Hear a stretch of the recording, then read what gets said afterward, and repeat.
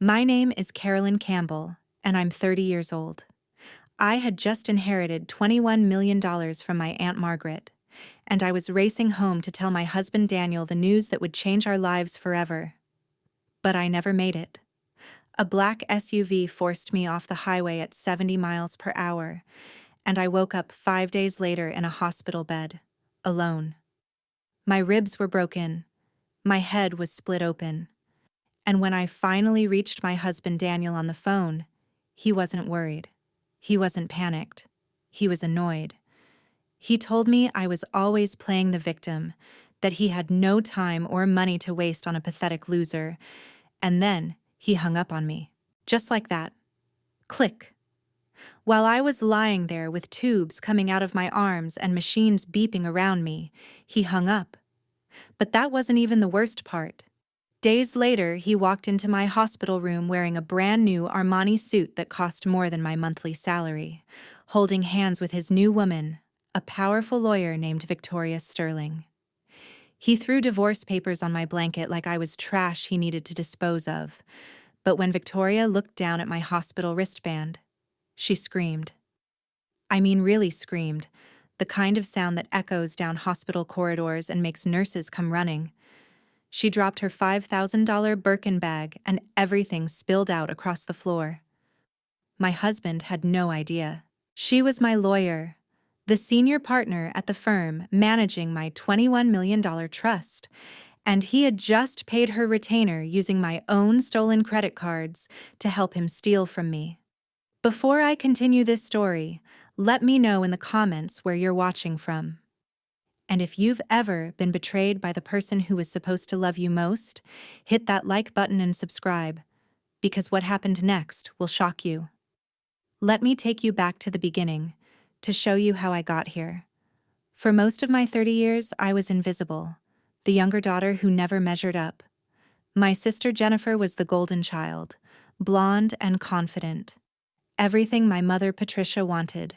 Me? I had auburn hair, freckles, and felt things too deeply. My mother called me too sensitive.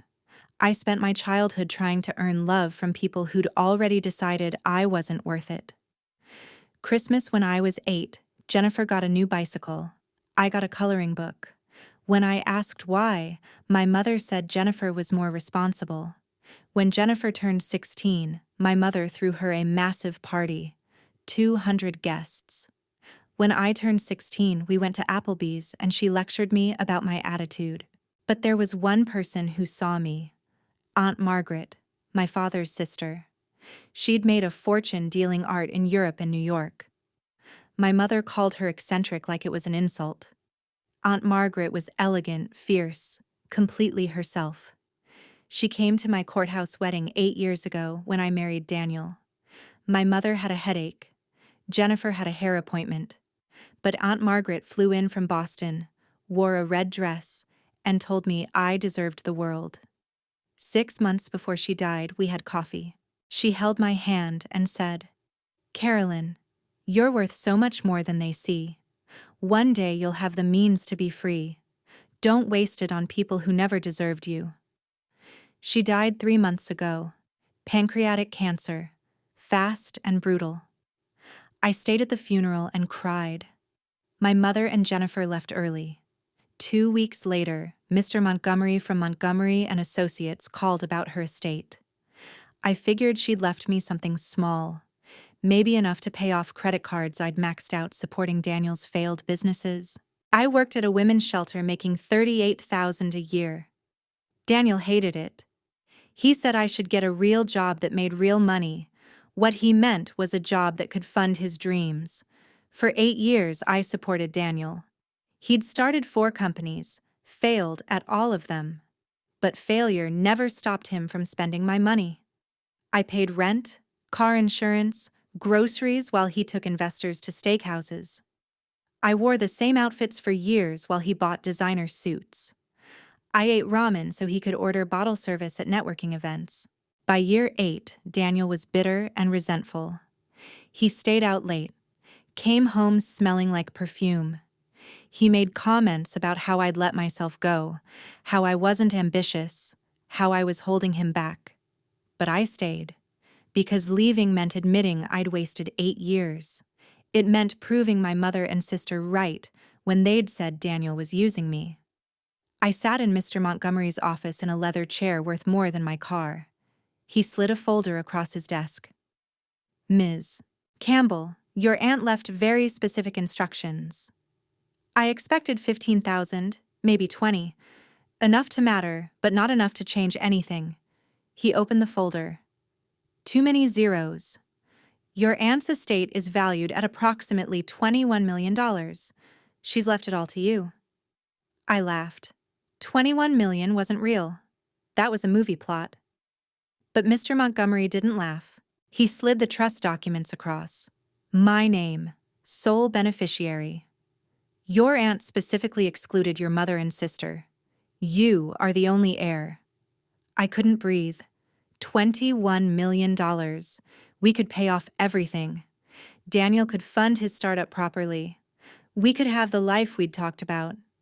I started crying in Mr. Montgomery's office. For the first time, I wasn't going to struggle.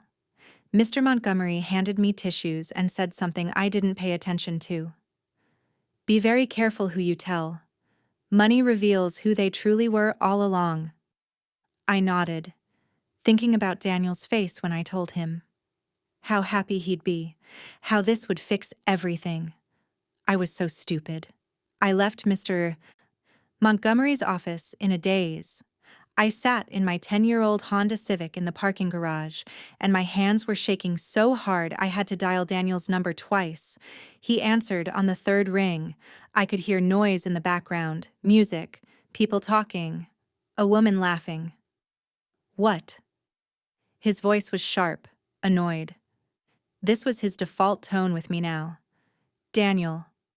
I was crying, but they were happy tears. Daniel, oh my God, you won't believe what just happened. Carolyn, I'm in the middle of something. Can this wait? No, it can't wait. Daniel, Aunt Margaret. She left me everything. Silence. I heard him take a breath.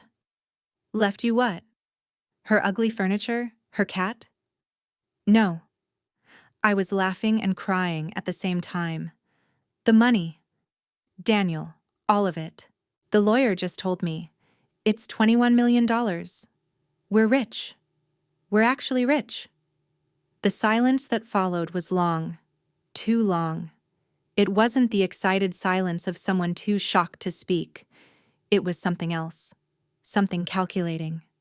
When he finally spoke, his voice was different. Lower. Urgent. Where are you right now? Exactly where are you? I'm still in the parking garage at the lawyer's office. I'm about to drive home. No.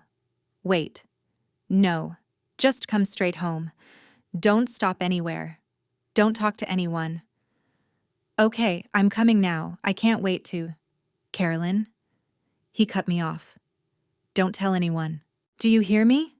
Not your mother? Not Jennifer. Nobody. This is our news. Just ours. Understand? Yes, of course. I was so happy I didn't question why he sounded so intense. I'll be home in 20 minutes. I love you. I hung up, put the car in drive, and pulled out of the parking garage. The sun was setting. The highway was clear. I was giddy, imagining our future. Finally, after 8 years of struggling, we were going to make it. I merged onto I-85 heading north toward our apartment. The traffic was light for a weekday evening. I was in the right lane, going exactly the speed limit, probably the only happy person on that highway. That's when I saw it in my rearview mirror. A black SUV coming up fast behind me. Really fast. I moved to the left lane to let it pass. It moved to the left lane too. I changed lanes again. So did it. My heart started beating faster. I told myself I was being paranoid. It was just someone driving aggressively. This was Atlanta. Everyone drove like that. But then it accelerated. It pulled up right beside me. I glanced over. The windows were tinted black. I couldn't see the driver, but I could feel them looking at me. And then the SUV swerved. Hard. Fast. directly into my door. The impact was massive. My little Honda didn't stand a chance. The SUV was twice my size, twice my weight. The hit sent me spinning. I jerked the wheel, trying to correct, but I was going too fast. My last thought before impact wasn't about money or family. It was, he knew. Daniel was the only person I told. And now, I'm going to die. Then everything went black. The beeping was the first thing I heard. A steady, rhythmic beep, beep, beep, that pulled me up from the darkness. I tried to open my eyes, but my eyelids were so heavy. When I finally managed it, the fluorescent lights stabbed into my brain like knives, white ceiling, white walls, the smell of antiseptic and something metallic. I was in a hospital. I tried to move, and pain exploded through my entire body. My ribs felt like they were on fire. My head throbbed. My left arm was in a cast. There were tubes in my right arm connected to an IV bag hanging above me. What happened? Where was I? How did I get here? Then it came flooding back. The SUV, the crash, the spinning, the barrier. I was alive. Somehow, impossibly, I was alive. I looked around frantically for Daniel. He had to be here. I'd been in an accident. My husband would be here, right? Sitting in the chair by my bed, holding my hand, waiting for me to wake up. But the chair was empty. I tried to sit up, but the pain in my ribs was unbearable. I gasped and fell back against the pillow. A few seconds later, the door opened and a nurse walked in. She was in her 50s, with kind brown eyes and tired lines around her mouth. Her scrubs were faded blue, and her name tag read, Rosa Martinez. "Oh, honey, you're awake." She came to my bedside immediately, checking the monitors. "How are you feeling?" "Where?" My voice came out as a dry croak. My throat felt like sandpaper. "Where am I?" "You're at Piedmont Hospital in Atlanta. You've been here for 5 days, sweetheart. You were in a bad accident. You were in a coma. 5 days. I'd been unconscious for 5 days. My husband." I tried to sit up again, and Nurse Rosa gently pushed me back down. "My husband, Daniel Hayes. Is he here? Does he know I'm here?" Something flickered across Nurse Rosa's face. Pity, maybe. Or anger. She was quiet for a moment, and that silence told me everything. "There's been no one named Daniel Hayes here to visit you, honey. Not once. We have you listed as Carolyn Campbell, and we put a Daniel Hayes down as your emergency contact when the paramedics brought you in. We called him multiple times. He never answered. He never called back." "No. That couldn't be right. That was impossible." "Maybe he's been calling and you didn't tell me because I was unconscious?" Nurse Rosa shook her head slowly. "No calls. No messages left at the front desk. No flowers. Nothing." I felt something crack inside my chest, and it had nothing to do with my broken ribs. "He must be traveling," I said, hearing how pathetic I sounded. "His business. He has meetings. He probably doesn't know. I need to call him. I need to let him know I'm okay." Nurse Rosa didn't say anything. She just handed me the heavy plastic hospital phone from the side table. Her eyes were sad, like she already knew how this was going to go.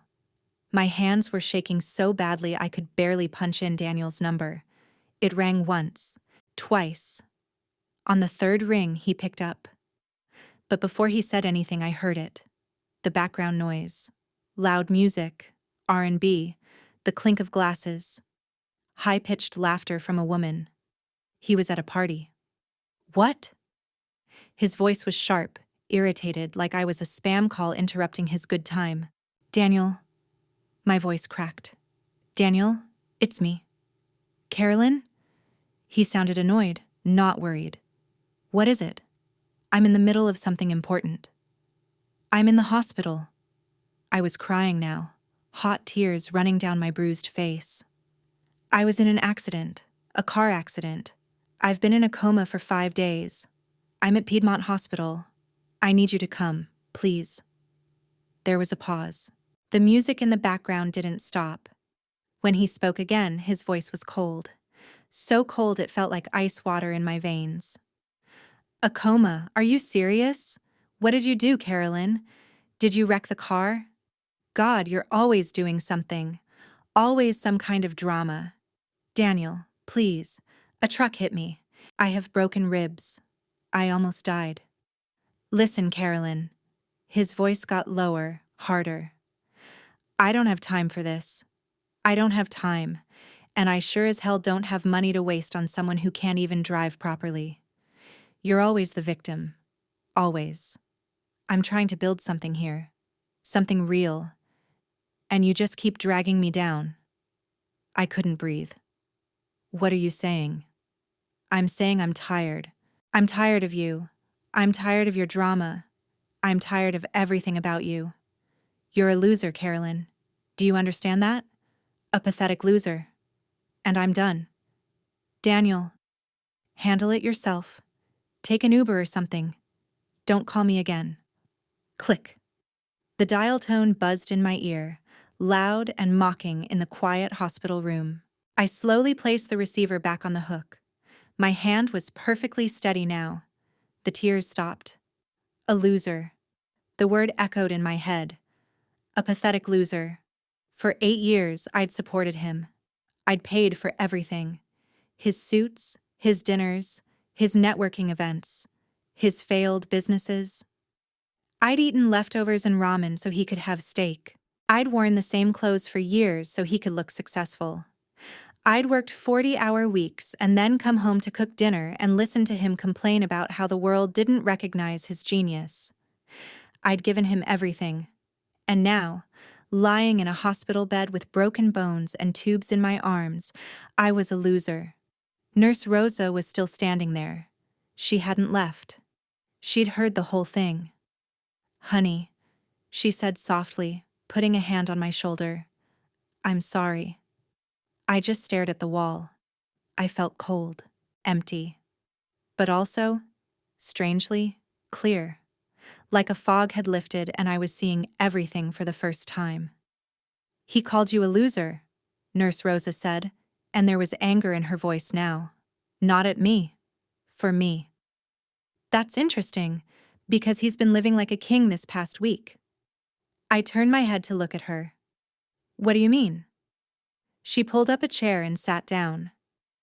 "The hospital billing department gets alerts when a patient's credit card on file shows suspicious activity.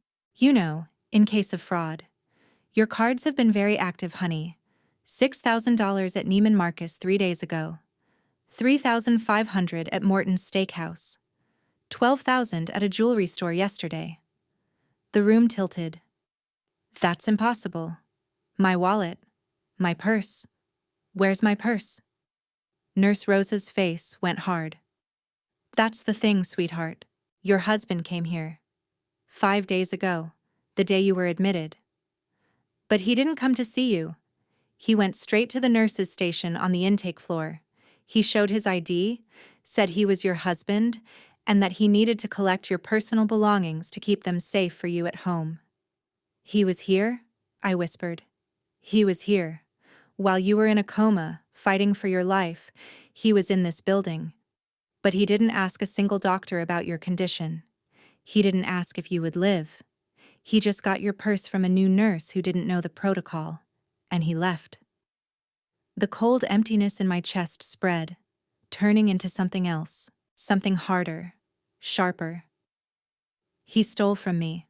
While I was dying, he stole from me. We only figured it out this morning when the fraud alerts matched up with our security logs. I'm so sorry, honey. I should have caught it sooner." I lay there, staring at the ceiling.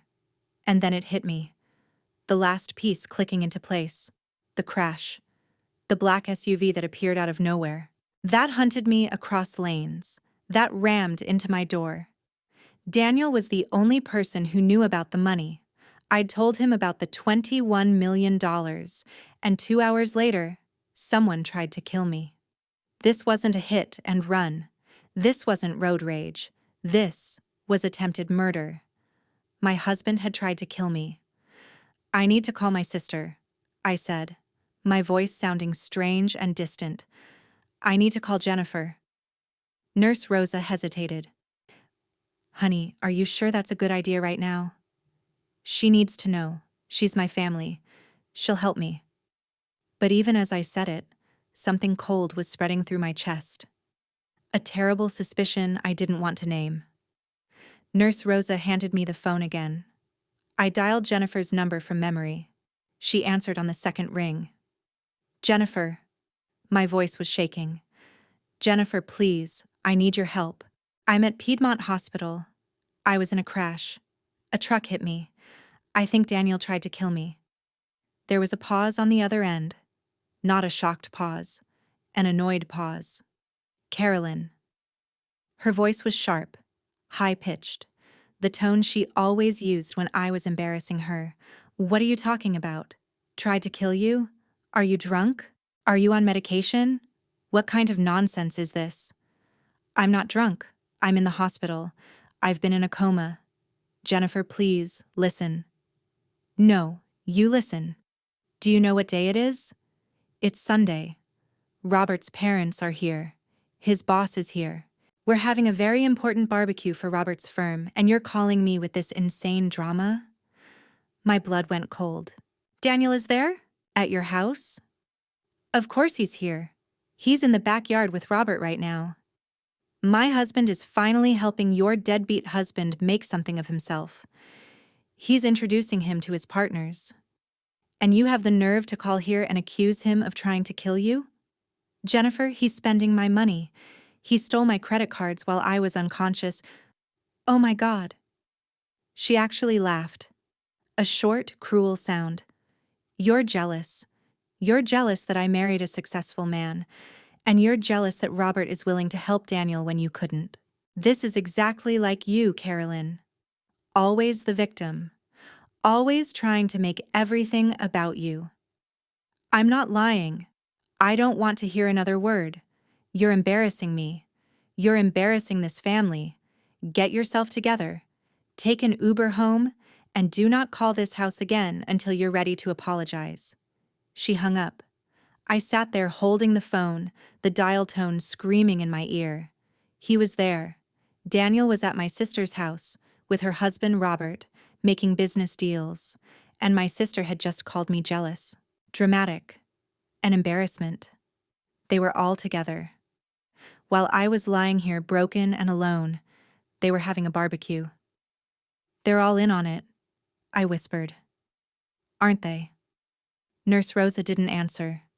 She didn't have to. I spent the next 2 days in that hospital bed, but I wasn't grieving anymore. I was thinking, planning. I called Mr. Montgomery's office. I told him everything. The crash. Daniel's reaction. The stolen credit cards. My sister's response. The timing. His voice when he responded was calm but urgent. Ms. Campbell, you need to understand something. The trust is ironclad. Daniel cannot access it while you're alive and competent. Your signature, and only your signature, can transfer funds. Then why try to kill me? Because if you die, as your spouse, he can petition the court for control of your estate. And if you're declared mentally incompetent due to trauma from the accident, he can have himself appointed as your conservator. Either way, he gets the money. The pieces fell into place. That's why he didn't visit. If I died in the coma, he'd be the grieving widow. If I lived but was brain damaged, he'd be the concerned husband taking care of his poor, confused wife. Exactly. Ms.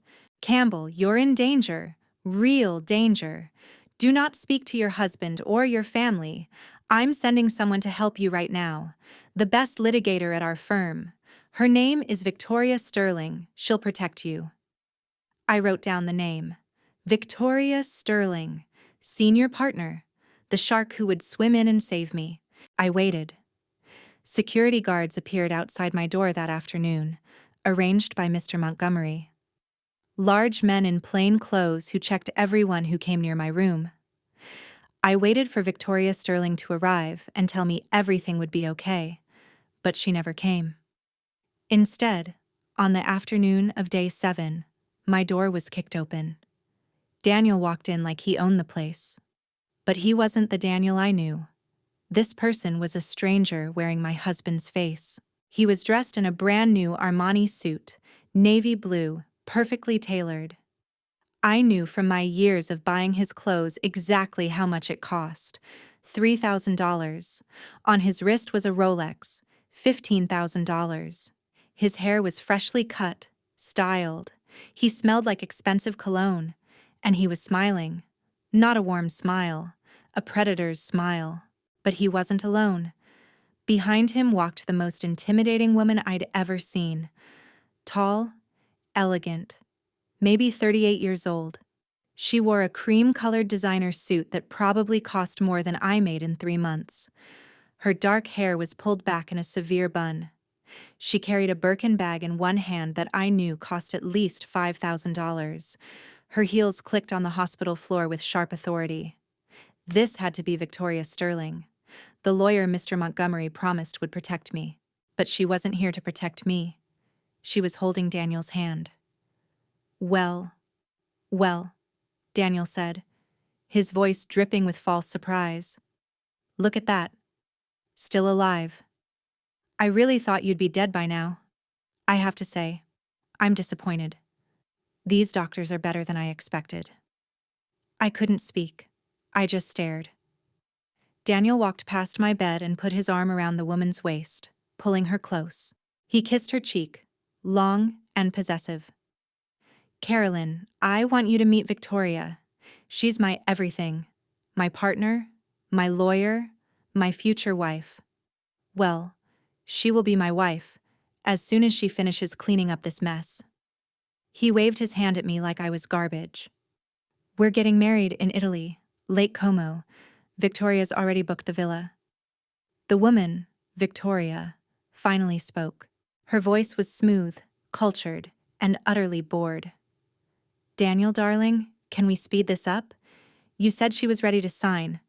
I have a 3 o'clock reservation at Aria and I don't want to be late. My brain couldn't process what I was seeing. You're Victoria Sterling? From Montgomery and Associates? She looked at me with cold disdain. Yes, and you're the problem I need to solve so I can get on with my life. But Mr. Montgomery said you were coming to help me. You're supposed to be protecting me. Victoria actually laughed. Protect you? Darling, look at you. You can't even protect yourself. Why would I help you? I'm Daniel's lawyer. And frankly, this whole situation is pathetic. Daniel pulled out a thick stack of papers from his suit jacket and threw them at me. They hit my chest, and I gasped at the sharp pain in my broken ribs. Sign them, he ordered. I looked down. Divorce papers. And underneath, another document. Power of attorney. I don't understand. It's very simple, Daniel said, leaning over me. You sign the divorce papers. You sign this document admitting you're mentally unstable from the accident. You give me power of attorney to manage your finances, and in exchange, I'll make sure you're taken care of. A nice facility. Quiet. Where you can't hurt yourself. You want me to sign over the money. I want you to do the smart thing for once in your miserable life. His voice was venomous now. You really thought you could keep $21 million from me? After everything I did for you? After I stayed with you for 8 years, even though you're boring and plain and completely useless? Victoria checked her phone, sighing impatiently. If she doesn't sign, we proceed with the competency hearing tomorrow. I've already filed the emergency motion. I have testimony lined up. Testimony from who? I asked. Daniel smiled. Your sister, of course, and your mother. They both signed affidavits saying you've been unstable for years. Jealous? Delusional. They're very concerned about you, Carolyn. They think I should manage your windfall. You know, for your own protection. The betrayal was so complete, so absolute, it should have destroyed me. But instead, I felt something else. Clarity. Cold, sharp clarity. You tried to kill me, I said. It wasn't a question. Daniel leaned in close. I could smell the cologne I'd bought him for his birthday. Prove it, he whispered. It was a tragic accident. You're confused. Traumatized. That's what the judge is going to hear. He straightened up, smoothed his expensive suit. You have 1 hour to sign. If you don't, Victoria will make sure the court knows exactly how crazy you are. And then, well, accidents happen to crazy people all the time. They just disappear. He wasn't even hiding it anymore. He was threatening to finish what he started. Victoria was already heading for the door. 1 hour, Daniel. Then we're going to dinner whether she signs or not. They walked out together, laughing. I heard Victoria say something about champagne, and Daniel's response about celebrating early. The door closed. I was alone. I looked at the papers scattered on my blanket. Divorce. Power of attorney. My signature line marked with little yellow tabs. They wanted me to erase myself, to admit I was crazy, to hand over everything, but I wasn't going to do that. I was done being the victim in my own story. I pressed the call button for Nurse Rosa. When she came in and saw my face, she knew. What do you need, honey?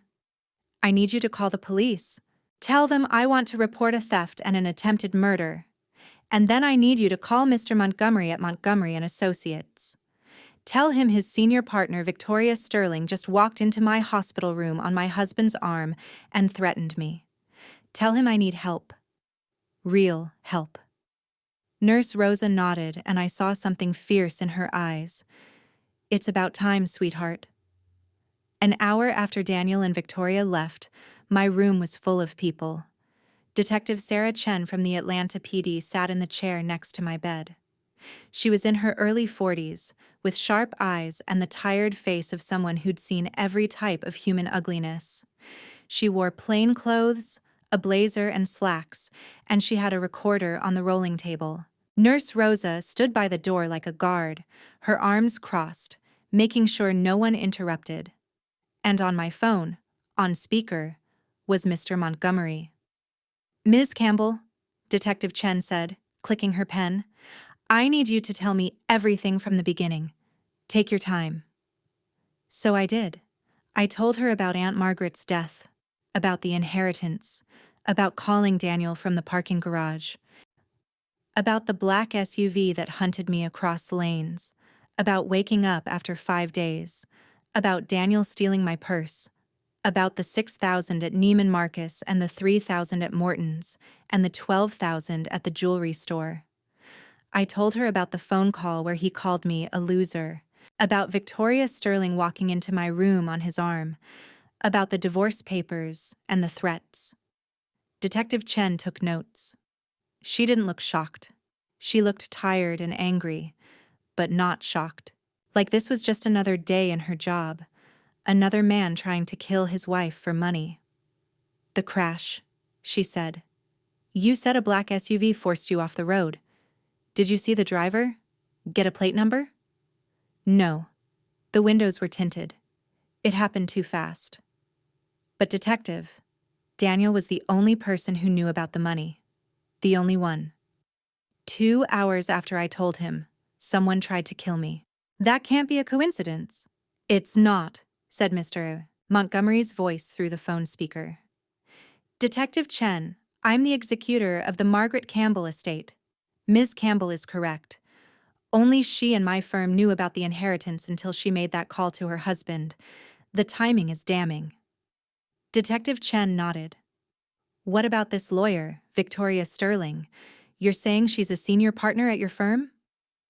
She is, Mr. Montgomery said, and he sounded bewildered. One of our best. I've worked with Victoria for 15 years. I don't understand how she could be involved in this. Unless what?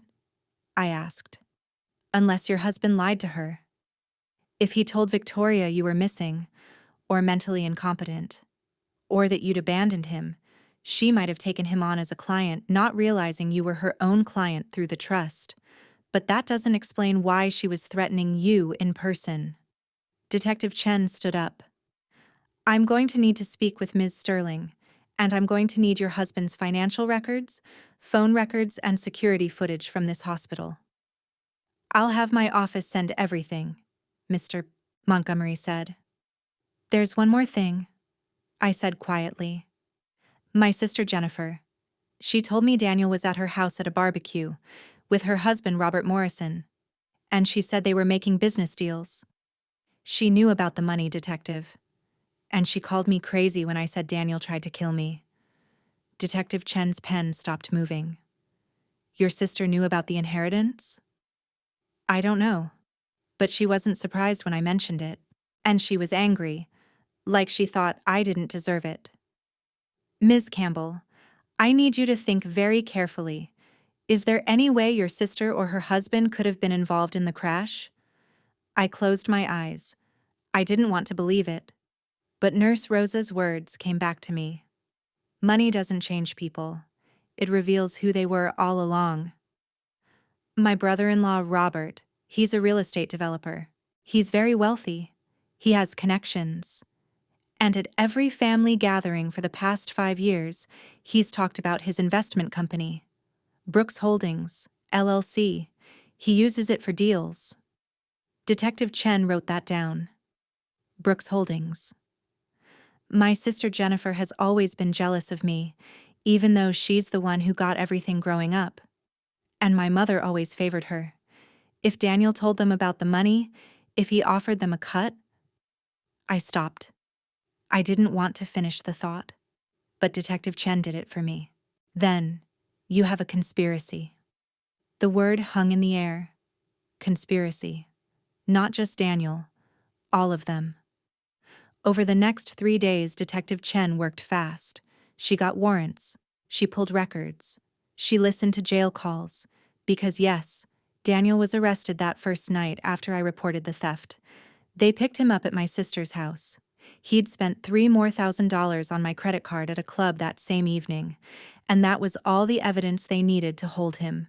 But while he was in lockup, he talked. He made phone calls. And Detective Chen listened to all of them.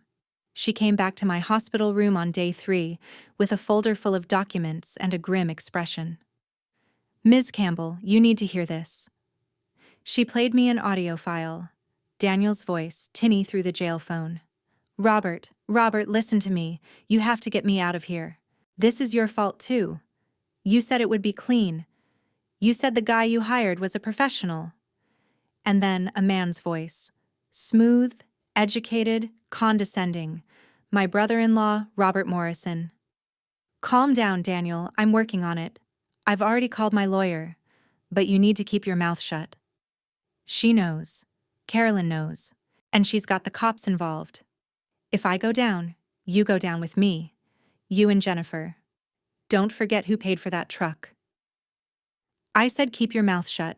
I'll handle this. Just sit tight. The recording ended. Detective Chen played another one.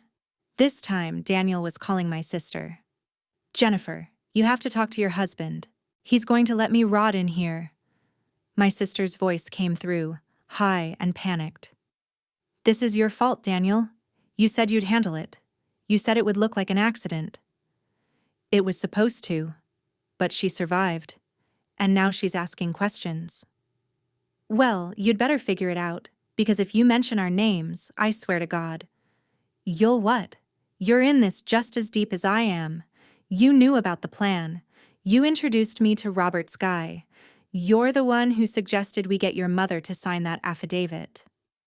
There was a long pause, then Jennifer's voice, cold and venomous. Just remember, Daniel, you're the one who made the call. You're the one who hired the driver. If anyone goes to prison, it's you.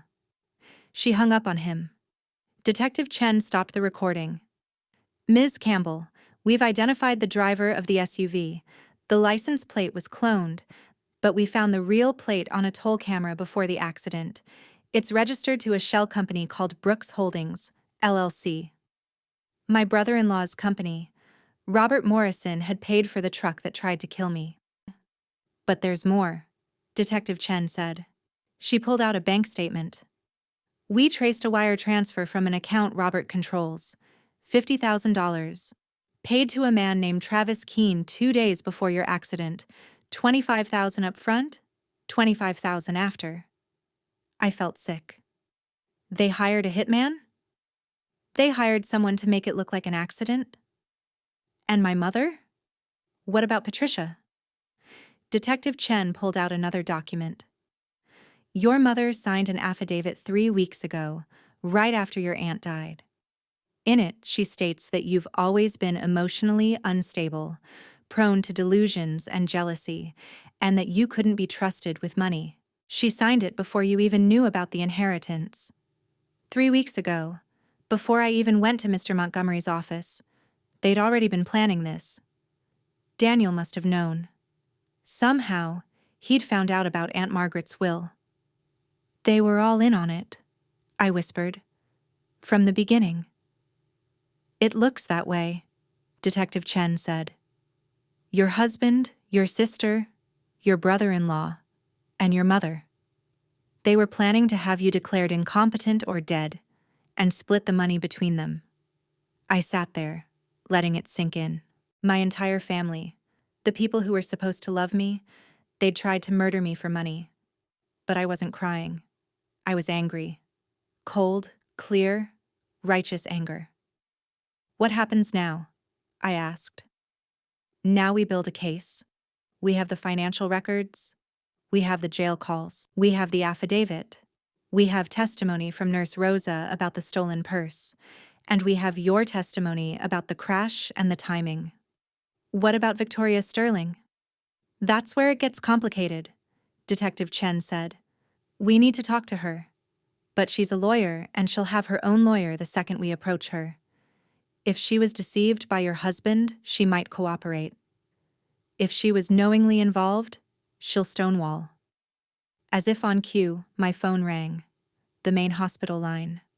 Nurse Rosa answered it, listened, then looked at me with wide eyes. It's for you. It's Victoria Sterling. My heart stopped. What does she want? She says she needs to see you. Right now. She says it's urgent. I looked at Detective Chen. She nodded and pulled out her own recorder. Tell her to come up, I said. 10 minutes later, Victoria Sterling walked into my hospital room. But she wasn't the same woman who'd been there 3 days ago. That woman had been polished, confident, cruel. This woman looked terrified. She was still wearing designer clothes, but they were rumpled. Her hair was coming loose from its bun. Her makeup was smudged. And her hands were shaking. She stopped when she saw Detective Chen. Detective Sarah Chen, Atlanta PD. Detective Chen said, standing. Ms. Sterling, we've been wanting to talk to you. Victoria's eyes darted between me and the detective. I need immunity. Right now. Before I say anything, I need immunity from prosecution. Detective Chen raised an eyebrow. That's going to depend on what you have to say.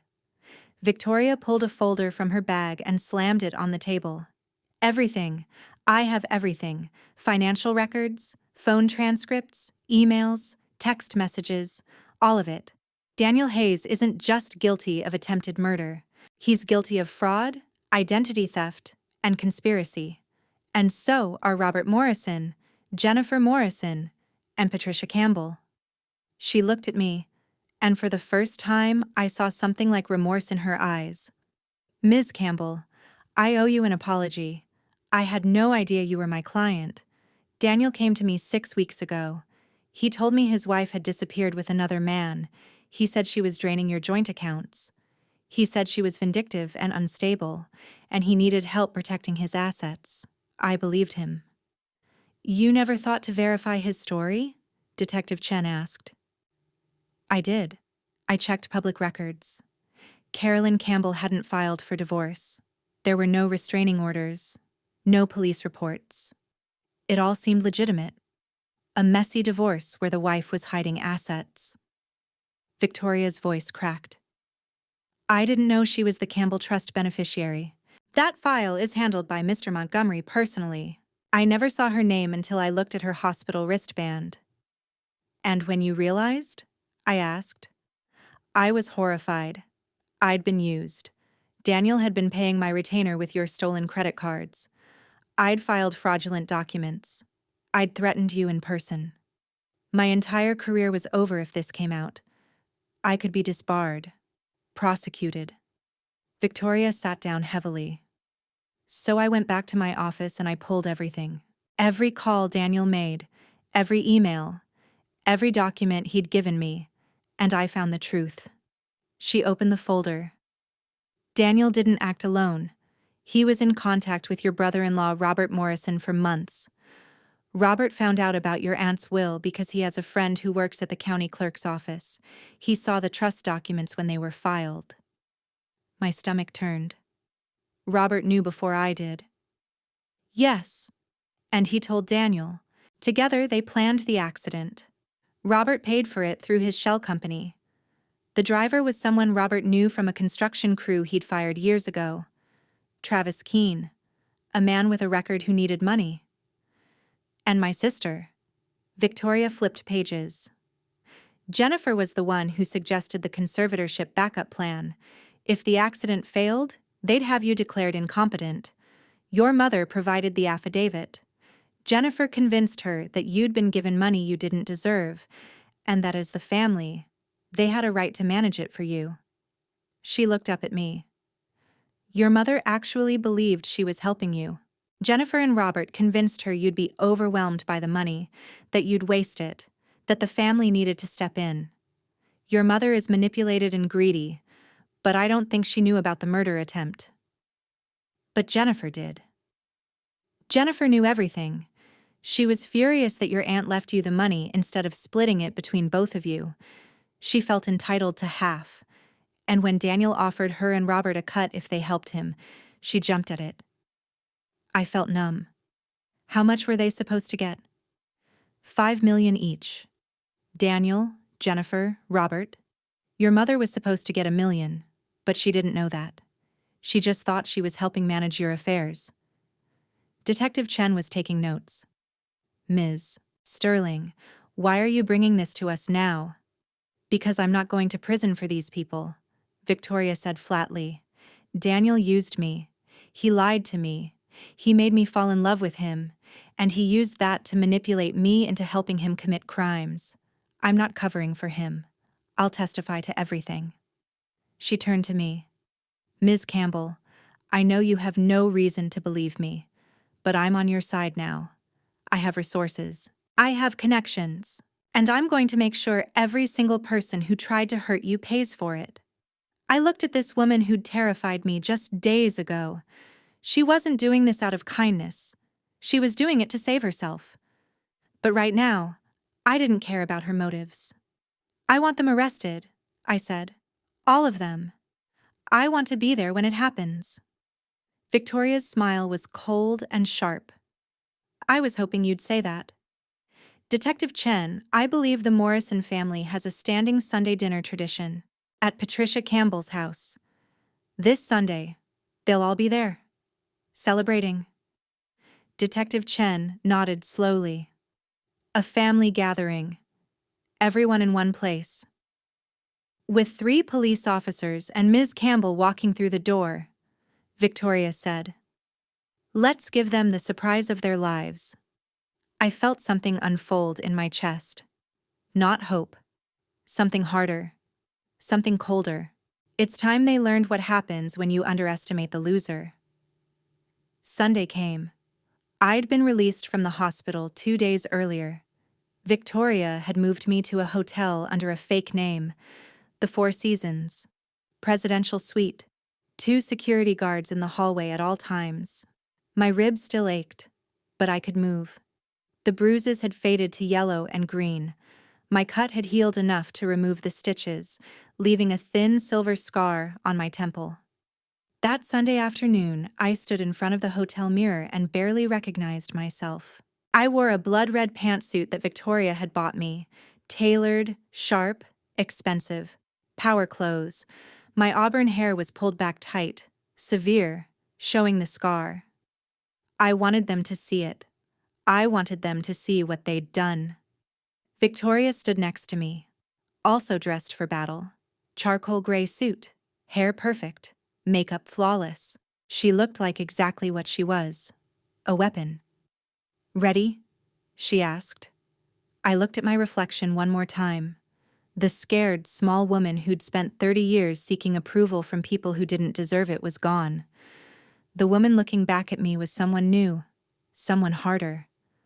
"Let's go." Detective Chen was waiting in the hotel lobby with 2 uniformed officers. We drove in silence to my mother's house in the suburbs, the house I'd grown up in. The house where I'd spent 3 decades being told I wasn't enough. We parked down the street. The officers positioned themselves. Detective Chen reminded me of the plan. We go in quiet, we observe. When we have enough to confirm everyone's present and statements are made, we make the arrests. You don't engage, you don't threaten. You let us handle it. Understood? I nodded. We walked up the familiar driveway. The front door was unlocked, as always on Sundays. I could hear them before I saw them. Voices from the dining room. Laughter. The clink of silverware on my mother's good china. We stopped in the hallway, hidden in shadow, and we listened. My mother's voice, sharp with indignation. "I just cannot believe that child. All these years playing the martyr at her little shelter, and she had access to $21 million. It's deceitful." Jennifer's response was smug. "Don't worry, Mother. Robert says the conservatorship is airtight. The judge is a friend of his. By tomorrow, we'll have control of the assets. It's only right. She can't handle that kind of money." Robert's voice, condescending and smooth. "Exactly, Patricia.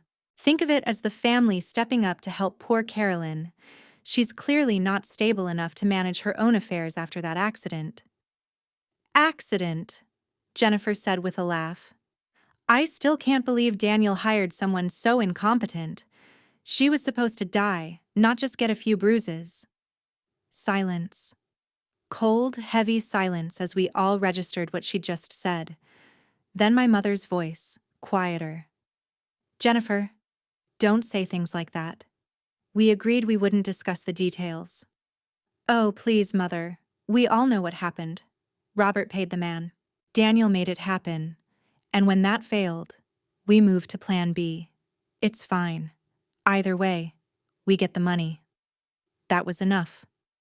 I stepped out of the shadows and into the dining room. Into the light. Victoria was right behind me, and Detective Chen and the officers fanned out. "Mentally unstable, Jennifer," I said. The effect was immediate, total, devastating. 3 heads whipped toward the door as one. Patricia's fork clattered against her plate. Jennifer's wineglass froze halfway to her lips, red wine sloshing. Robert, who'd been cutting his roast, went absolutely pale. They looked like they'd seen a ghost. And in a way, they had. I was supposed to be dead. I was supposed to be in a hospital bed, broken and helpless. I wasn't supposed to be standing here in a designer suit with a lawyer and police. "Carolyn?" My mother's voice was barely a whisper. "What? How?" "Surprise, Mother. Your crazy daughter is smarter than you thought." Robert recovered first, puffing up with false authority. "This is trespassing. This is a private residence. I'm calling the police." Detective Chen stepped forward, badge out. "No need. We're already here." The color drained from Robert's face completely. Victoria moved to the table and slapped a folder down, right on top of the roast chicken. "Robert Morrison, you're under arrest for attempted murder, conspiracy to commit fraud, and wire fraud. We have your bank records showing the $50,000 payment to Travis Keene. We have your shell company registration for the vehicle used in the attack." One of the officers moved behind Robert and began reading him his rights. Robert tried to stand, but the officer pushed him back down into his chair. "This is insane. I don't know what you're talking about." "We have your phone records," Victoria continued, ice cold. "We have your texts to Daniel Hayes. We have you on a recorded jail call discussing the hitman you hired." Jennifer let out a small, strangled sound. Detective Chen turned to her. Jennifer Campbell Morrison, you're under arrest for conspiracy to commit murder. We have text messages between you and Daniel Hayes from before the accident. Quote, "Is it done yet? Mother is getting nervous." And from after, "You said you'd handle it. You said it would look like an accident." Jennifer went white, then red. Then she exploded. "This is his fault." She pointed at Robert. "He said it was a sure thing. He said Daniel knew what he was doing. I didn't want to hurt you, Carolyn. I just wanted what was fair." "Shut up, Jennifer," Robert roared. "Don't say another word." But Jennifer was panicking now, the perfect facade cracking. "I didn't even want to do it. Robert said we deserved the money more. He said you'd just waste it. I said shut up." Robert tried to lunge across the table at her, but the officer grabbed him, wrenching his arms behind his back. The sound of handcuffs clicking echoed through the dining room. "You told me it would be fine." Jennifer was screaming now as the second officer moved to cuff her.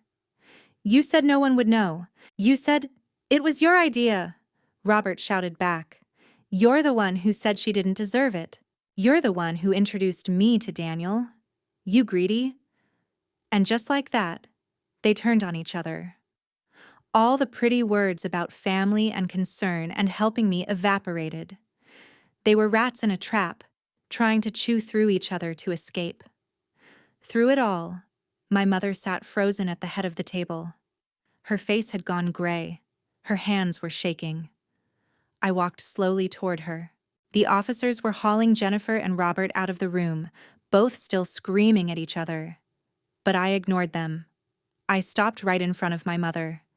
She looked up at me with wide, frightened eyes. "You signed an affidavit," I said quietly. "You swore I was mentally unstable. You said I couldn't be trusted. You did that 3 weeks before I even knew about the money." "Carolyn, sweetheart, I didn't know.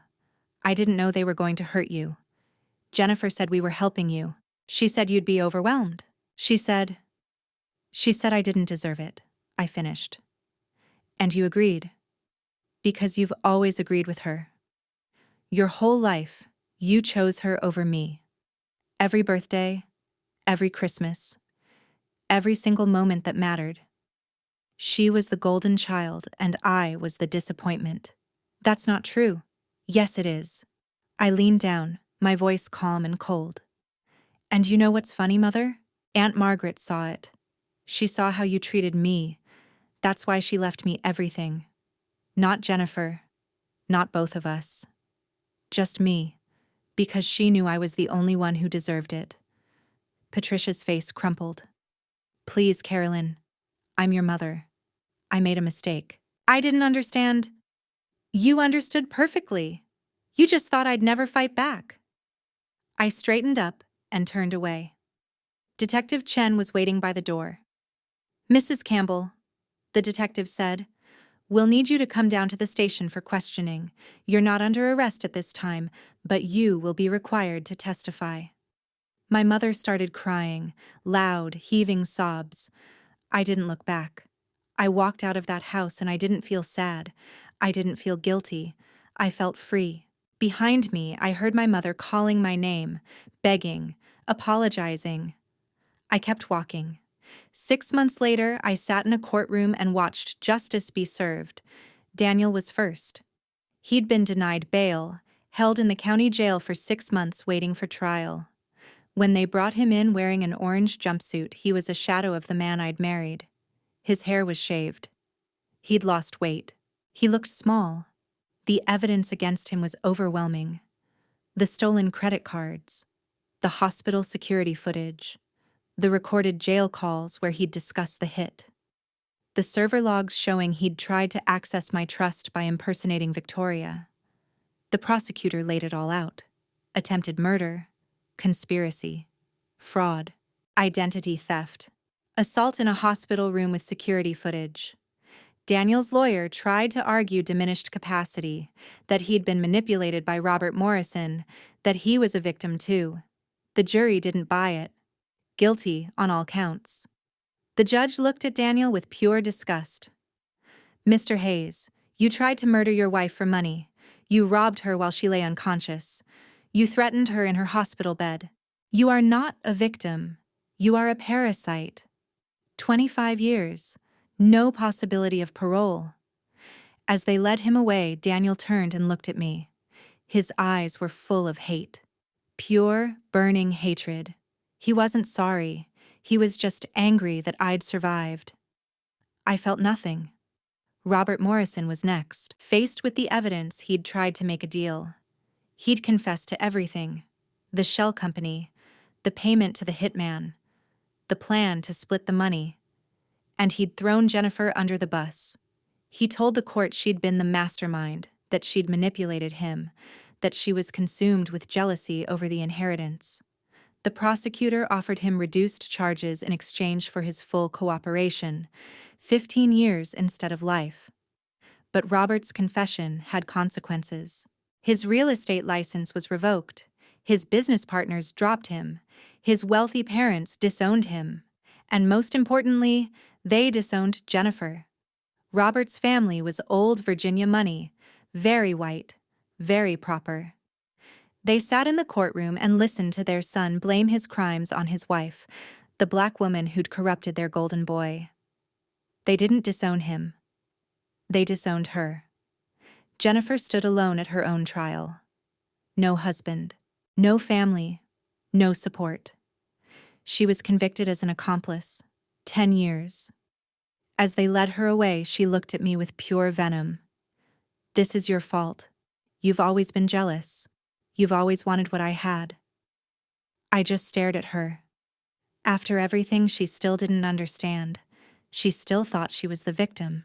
Patricia, my mother, was never charged with attempted murder.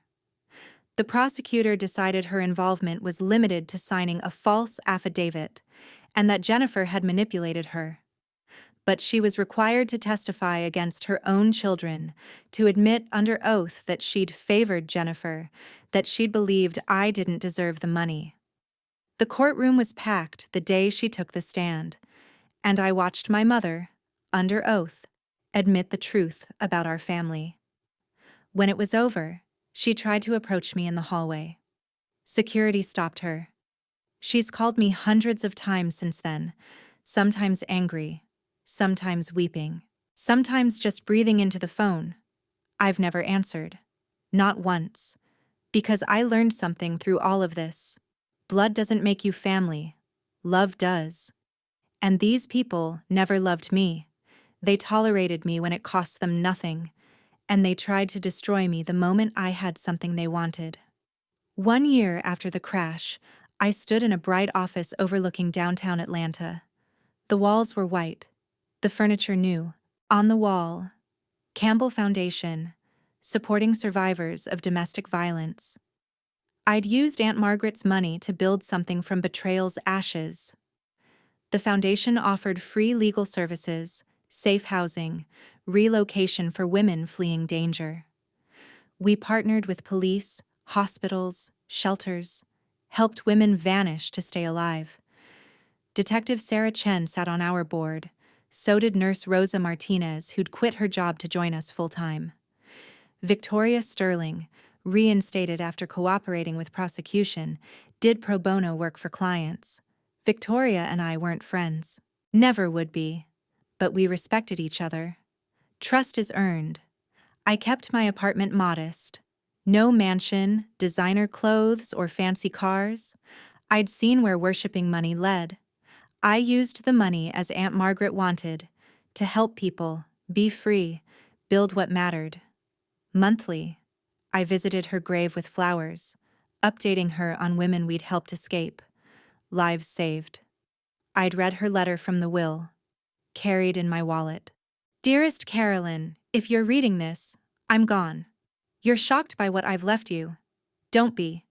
You are the strong one, the good one, who felt too much in a family that felt too little. Your mother and sister mistook kindness for weakness, empathy for stupidity. But I saw you. Now you have means to be free. Use it to help others break chains. You are not defined by those who failed to love you, by what you do with freedom. I'm proud of you. Love, Aunt Margaret. I folded it back into my wallet. My phone buzzed. Another voicemail from Patricia. I deleted without listening. Cutting off family wasn't hardest. Hardest was accepting they were never family, just blood who'd made me small to feel big. Easy part, walking away. New family. Chen, Rosa, Foundation women. Survivors who arrived broken, left tall. People who chose me. I chose them. Phone rang. Victoria. Carolyn, woman in Savannah. Husband learned she inherited money. She's hospitalized. Thinks he tried to kill her. I grabbed keys. On my way. That's what I did.